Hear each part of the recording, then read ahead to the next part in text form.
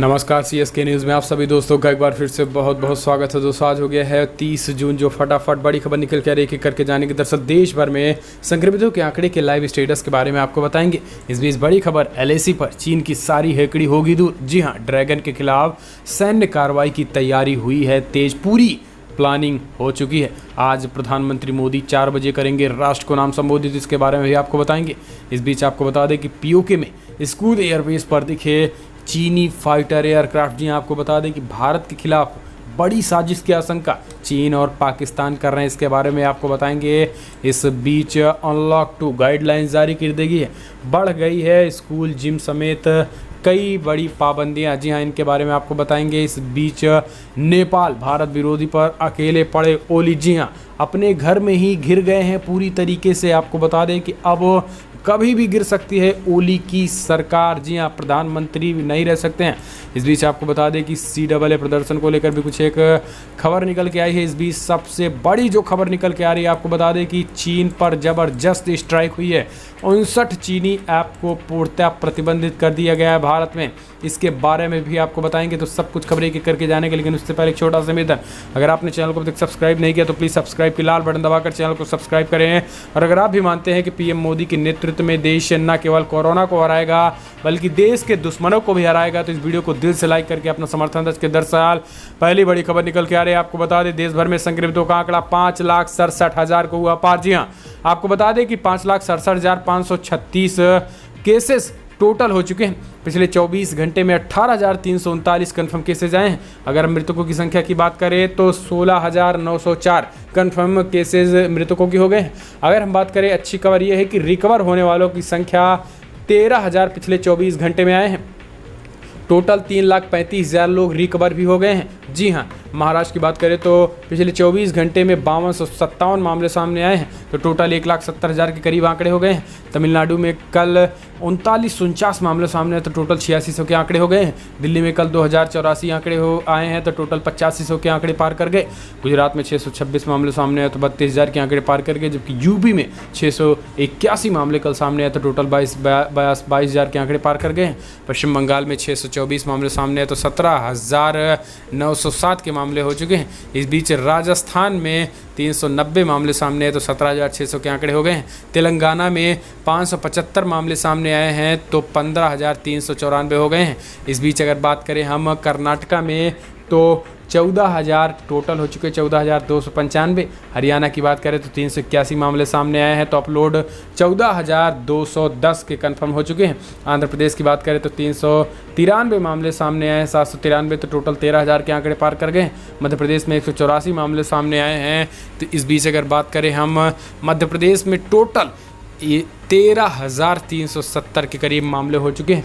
इस बीच बिहार में भी 394 मामले सामने आए, तो 9600 के आंकड़े पार कर गए। असम में 302 मामले सामने आए हैं, तो टोटल 7700 के आंकड़े पार कर गए हैं। इस बीच जम्मू कश्मीर में 144 मामले सामने आए, तो ये राज्य दर राज्य आंकड़े। उत्तराखंड में कल 8 मामले सामने आए, झारखंड में भी 62 आए, छत्तीसगढ़ में 101, तो राज्य दर राज्य आंकड़े। फिलहाल चलते हैं अगली बड़ी खबर, एलएसी पर चीन की सारी हेकड़ी होगी दूर। ड्रैगन के खिलाफ सैन्य कार्रवाई की तैयारी, पूरी तैयारी हुई है तेज। जी हाँ, पीएम मोदी आज 4 बजे करेंगे राष्ट्र के नाम संबोधन। जी हाँ, सीमा पर चीन की धोखाबाजी के बाद से चरम पर चल रहे तनाव के बीच भारत ड्रैगन के साथ बातचीत और सैन्य कार्रवाई दोनों पर ही विचार कर रहा है। सरकार में उच्च पदों पर बैठे लोगों का मानना है कि भारत को चीन के खिलाफ ज़रूरत पड़ने पर जवाबी कार्रवाई के लिए भी तैयार रहना होगा। इस बीच आपको बता दें कि पूर्वी लद्दाख को वास्तविक नियंत्रण रेखा पर दोनों देशों के सैनिकों के बीच जारी तनाव को लेकर चर्चा के दौरान सरकार के शीर्ष नेतृत्व के बीच टकराव और लड़ाई जैसी शब्दों का प्रयोग किया गया। इंडियन एक्सप्रेस की रिपोर्ट के अनुसार एक शीर्ष अधिकारी ने बताया है कि हम चीन के साथ टकराव को बढ़ाना नहीं चाहते, लेकिन हम समझौता नहीं करेंगे। उन्होंने आगे कहा है कि हम अपने कदम वापस नहीं खींचने वाले हैं। भारत किसी भी कीमत पर गलवान घाटी में चीन को 1 मिनट भी रहने देखना नहीं चाहती है। यही कारण है कि आपको बता दें कि पूरी प्लानिंग सैन्य को लेकर तेज हो चुकी है। इस बीच आपको बता दें कि पीएम मोदी आज 4 बजे राष्ट्र को करेंगे संबोधित। जी हाँ, प्रधानमंत्री मोदी आज शाम 4 बजे राष्ट्र के नाम संबोधन करेंगे। पीएम मोदी कार्यालय ने सोमवार को ये जानकारी दी। आपको बता दें कि पीएम मोदी का यह संबोधन ऐसे समय में बताया जा रहा है जब कोरोना वायरस के मामले 5 लाख से ज़्यादा हो चुके हैं। और भारत चीन के बीच सीमा पर विवाद जारी है। देश में 1 जुलाई से अनलॉक 2.0 का दूसरा चरण शुरू होने जा रहा है। ऐसे में पीएम मोदी का देश के नाम ये संबोधन भी महत्वपूर्ण होने वाला है। प्रधानमंत्री मोदी ने अनलॉक का पहला चरण शुरू होने के बाद इंडियन चैम्बर ऑफ कॉमर्स के एक कार्यक्रम में शामिल होकर देश को संदेश दिया था। तो फिलहाल हम चलते हैं अगली बड़ी खबर। आपको बता दें कि पीओके में स्कूट एयरबेस पर दिख रहे हैं चीनी फाइटर एयरक्राफ्ट। जी हाँ, भारत के खिलाफ बड़ी साजिश। आपको बता दें कि पाकिस्तान अधिकृत कश्मीर में स्थित स्कूट एयरबेस पर चीनी वायुसेना की हरकतों ने भारतीय एजेंसियों को चौकन्ना कर दिया। केवल जून के महीने में ही 40 से ज़्यादा चीनी फाइटर जेट J-10 स्कूट में गए हैं। आशंका है कि स्क्रूत का इस्तेमाल चीनी वायुसेना भारत में हमले के लिए तैयारी कर रही है। स्क्रूत की लेह से दूरी करीब 100 किलोमीटर है और ये किसी भी चीनी एयरबेस की तुलना में बहुत ज़्यादा पास है। इसलिए इस बात की आशंका बढ़ गई है कि चीन स्क्रूत एयरबेस की क्षमताओं को परख रहा है ताकि इसका इस्तेमाल किया जा सके। यानी अब भारत को दोहरे मोर्चे पर लड़ने के लिए खींचने की तैयारी हो रही है। लद्दाख के खिलाफ इस्तेमाल करने के लिए चीन के पास 3 एयरबेस हैं जहां से उसके फाइटर एयरक्राफ्ट कार्रवाई कर सकते हैं। ये है कासगढ़, होतान और नुग्री गुरसुंगा, लेकिन इनकी भारत के खिलाफ कार्रवाई करने की क्षमताएं सीमित हैं और यही कारण है कि भारत पूरी तरीके से चौकन्ना हो गया है। इंडियन आर्मी ने कमर कस ली है चीन को सबक सिखाने की। कमेंट के माध्यम से जय हिंद भारतीय सेना के लिए मत लिखना मत भूलिएगा। लेकिन हम चलते हैं अगली बड़ी खबर। आपको बता दें कि चीन पर डिजिटल स्ट्राइक हुई है। जी आपको बता दें कि मोदी सरकार ने सबसे बड़ी डिजिटल स्ट्राइक की है। आपको बता दें कि आर्थिक रूप से चीन को बड़ा झटका। टिकटॉक समेत 59 चीनी ऐप्स पर लगाया गया बैन। जी हाँ, भारत ने 59 चीनी ऐप्स पर प्रतिबंध लगा दिया है। इसमें टिकटॉक और यूसी ब्राउज़र जैसे ऐप्स शामिल हैं। सरकार ने इंफॉर्मेशन टेक्नोलॉजी एक्ट के सेक्शन 69A के तहत इन 59 चीनी ऐप्स पर बैन लगा दिया है। केंद्र सरकार ने एक कदम इसी समय पर उठाया जब लद्दाख की गलवान घाटी पर सीमा विवाद कम होने का नाम नहीं ले रहा है और बीते 15 जून को सीमा विवाद में सेना के 20 जवान शहीद हो गए और 70 जवानों को गंभीर चोट लगी है। आपको बता दें कि इन चीनी ऐप्सों में खास करके जो पॉपुलर हैं TikTok, SHAREit, Kwai, UC browser, Shein, flash of king, DU battery saver, Helo Likee, UK makeup, तमाम MI community, CM browser, virus cleaner समेत 59 चीनी ऐप को पूरी तरीके से प्रतिबंधित कर दिया और पीएम मोदी का अब तक का सबसे बड़ा डिजिटल स्ट्राइक है।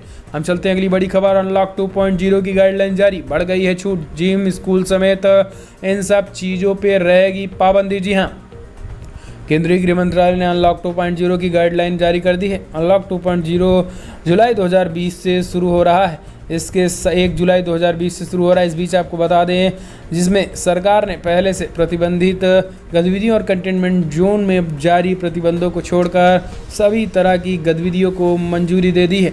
हालांकि अनलॉक के दूसरे चरण के बाद भी मास्क पहनना, सामाजिक दूरी के नियमों का पालन करना अनिवार्य होगा। अनलॉक के दूसरे चरण में रात में लगने वाले देशव्यापी कर्फ्यू का समय भी बदल दिया गया है। 1 जुलाई से रात्रि कर्फ्यू रात 10 बजे से शुरू होगा और सुबह 5 बजे खत्म हो जाएगा। सरकार द्वारा जारी किए गए आदेश के अनुसार कंटेनमेंट जोन के अलावा बाकी जगहों पर आगे बताए गए कार्यों को छोड़कर सभी गतिविधियों को मंजूरी दे दी गई है। सभी जगहों पर 31 जुलाई 2020 तक स्कूल, कॉलेज, शिक्षण संस्थान बंद रहेंगे। ऑनलाइन और डिस्टेंसिंग लर्निंग जारी रहेगी। इसको बढ़ावा भी दिया जाएगा। सभी तरह की अंतर्राष्ट्रीय हवाई यात्रा पर प्रतिबंध जारी रहेगा। मेट्रो सेवाएं बंद रहेंगी। Cinema hall, gym, swimming pool, entertainment park, theatre, bar, auditorium, assembly hall और AC सभी जगहों पर बंद रहेगी। तो ये अपने आप में गृह मंत्रालय का अब तक का सबसे बड़ा फैसला। चलते हैं अगली बड़ी खबर लेते हैं। नेपाल भारत विरोध पर अकेले पड़े ओली, अपने ही विदेश मंत्री ने दी सीख, कहा कोई खराब ना करे हमारा रिश्ता। जी हाँ, आपको बता दें कि चीन की कम्युनिस्ट पार्टी के इशारे पर चलकर भारत विरोधी भावनाओं को भड़काने वाले नेपाल के प्रधानमंत्री KP शर्मा ओली पूरी तरीके से अलग थलग पड़ गए हैं। जहां तक कि उनके ही विदेश मंत्री ने कहा है कि भारत और नेपाल के रिश्तों में किसी को कड़वाहट नहीं खोलनी चाहिए। KP शर्मा ओली ने एक दिन पहले ही अपनी नाकामियों का ठीकरा भारत के सिर पर फोड़ने की कोशिश की थी। आपको बता दें कि भारत ने बड़ी ही माइंड गेम के साथ कभी भी किसी भी तरीके के नेपाल पर अटैक नहीं किया। इसका बहुत ही रणनीतिक महत्व आगे आपको मिलेगा। आपको बता दें कि नेपाल में पूरी नेपाल की जनता भारत के साथ है और पूरी भारतीय जनता नेपाल के साथ है, लेकिन आपको बता दें कि चीन की कम्युनिस्ट सरकार का एक तानाशाही व्यक्ति पूरी तरीके से चीन की इशारों पर काम कर रहा है। ऐसे में भारत को अभी कोई रिएक्शन नहीं देना चाहिए नेपाल पर। ऐसे में आने वाले समय में सरकार बदल जाएगी और रिश्ते फिर उसी तरीके से हो जाएंगे। हम चलते हैं अगली खबर लेते हैं। आपको बता दें कि CAA प्रदर्शन के दौरान जामिया में हुई हिंसा मामले में 6 जुलाई को दिल्ली हाईकोर्ट में होगी सुनवाई। जी हाँ, पिछले साल दिसंबर में नागरिकता संशोधन कानून के खिलाफ दिल्ली में जामिया मिल्लिया इस्लामिया में प्रदर्शन के दौरान हुई हिंसा से जुड़ी याचिकाओं पर दिल्ली हाईकोर्ट अगले सप्ताह सुनवाई करेगा। सोमवार को चीफ जस्टिस DN पटेल और जस्टिस प्रतीक जलान की पीठ ने इस मामले को 6 जुलाई के लिए सूचीबद्ध किया है, क्योंकि इस मामले में पूरी बहस पूरी नहीं हो पाई थी और एक याचिकाकर्ता के रिकॉर्ड पर ये लिया गया था। तो ये अपने आप में बड़ी खबर है। आपको बता दें कि अब इसकी बात करें तो CAA प्रोटेस्ट को लेकर सुनवाई होगी। हम चलते हैं अगली खबर लेते हैं। आपको बता दें कि ईरान ने डोनाल्ड ट्रंप की गिरफ्तारी के लिए जारी किया वारंट, इंटरपोल से मांगी मदद। जी हाँ, दरअसल ईरान ने बगदाद में ड्रोन हमले में एक शीर्ष ईरानी जनरल की मौत को लेकर अमेरिकी राष्ट्रपति डोनाल्ड ट्रंप और दर्जनों अन्य लोगों की गिरफ्तारी के लिए वारंट जारी किया है। इसके साथ ही ईरान ने इसके लिए इंटरपोल से मदद मांगी है। एक स्थानीय अभियोजन ने सोमवार को ये जानकारी दी है। हालांकि ईरान ने इस कदम से ट्रंप की गिरफ्तारी को कोई खतरा नहीं है, लेकिन आरोपों से ईरान और अमेरिका के बीच बढ़ते तनाव साफ दिखते हैं। ईरान और दुनिया के प्रमुख शक्तियों के साथ हुए परमाणु समझौते से ट्रंप के अलग अलग हो जाने के बाद दोनों देशों के बीच तनाव बढ़ गया है। ईरान ट्रंप का कार्यकाल खत्म होने के बाद भी अभियोजन को जारी रखेंगे। हम चलते हैं अगली खबर लेते हैं। आपको बता दें कि विधान परिषद चुनाव में सभी 9 उम्मीदवार निर्विरोध निर्वाचित। जी हाँ, बिहार विधानसभा विधान परिषद को लेकर ये खबर निकल के आई। JDU RJD का दिखा दबदबा। दरअसल बिहार विधानसभा विधान परिषद चुनाव यानी MLC में सभी 9 उम्मीदवार निर्विरोध निर्वाचित हो गए हैं। 9 सीटों के लिए होने वाले कल चुनाव में JDU 3, RJD 3, BJP के खाते में 2 जबकि एक खाते कांग्रेस में गई है। प्रदेश की 9 MLC सीटों के लिए RJD 3, JDU 3, BJP 2 और एक कांग्रेस प्रत्याशी जीते। दरअसल कोई निर्दलीय प्रत्याशी न होने की वजह से कोई विरोध नहीं था, इसलिए सभी निर्विरोध चुने जा चुके हैं। फिलहाल हम चलते हैं अगली खबर लेते हैं। आपको बता दें कि पेट्रोल डीजल का पैसा गरीबों को जा रहा है, बिचौलियों को नहीं।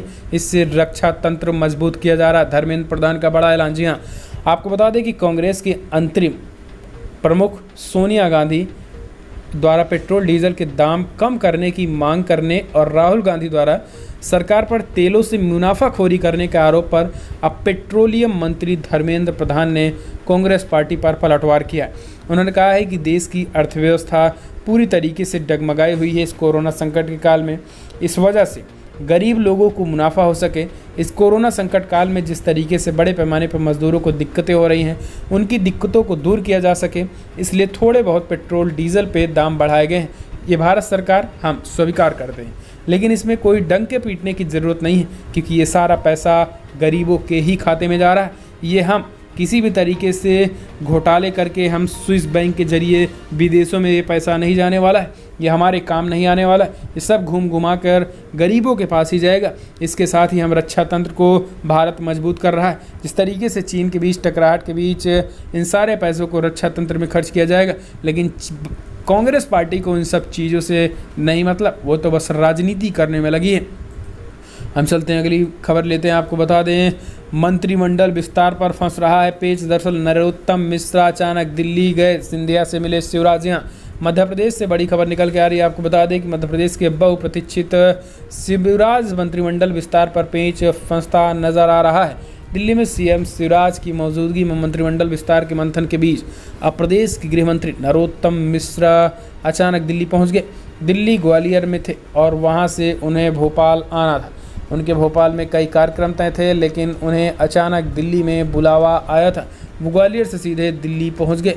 ये माना जा रहा था कि संभावित मंत्रिमंडल विस्तार में पेच फंसने की वजह से ग्वालियर चंबल के सभी प्रमुख नेताओं को दिल्ली बुलाया गया था और इसी की वजह से वो बड़ी खबर आई है। हम चलते हैं अगली खबर लेते हैं। आपको बता दें दुनिया भर में जो आंकड़े निकल के आ रहे हैं, 1,01,54,984 मामले सामने आ चुके हैं। मृतकों की संख्या 5,02,000 को पार कर गई है। इस बीच यूनाइटेड स्टेट यानी अमेरिका में 25,93,000 कन्फर्म केसेस थे। 1,27,000 के करीब लोगों की मौत हो गई है। ब्राज़ील में 13,45,000 कन्फर्म केसेस तो 57,000 के करीब लोगों की मौत हो गई। रसिया में 6,41,000 कन्फर्म केसेस तो 9,000 के करीब लोगों की मौत हो गई। इंडिया में 5,48,000 कन्फर्म केसेस तो 16,475 के करीब लोगों की मौत हो गई। इंडिया की बात करें तो आंकड़े बढ़ रहे हैं, हालांकि आपको बता दें कि अब दुनिया भर में आंकड़े अभी भी तेज़ी के साथ बढ़ रहे हैं। तो बड़ी खबर में इतना ही दोस्तों, लेकिन अगर आपको वीडियो पसंद आए तो लाइक करें, शेयर करें, कमेंट के माध्यम से आप अपनी राय देना ना भूलें। इस वीडियो में इतना ही। जय हिंद, वंदे मातरम।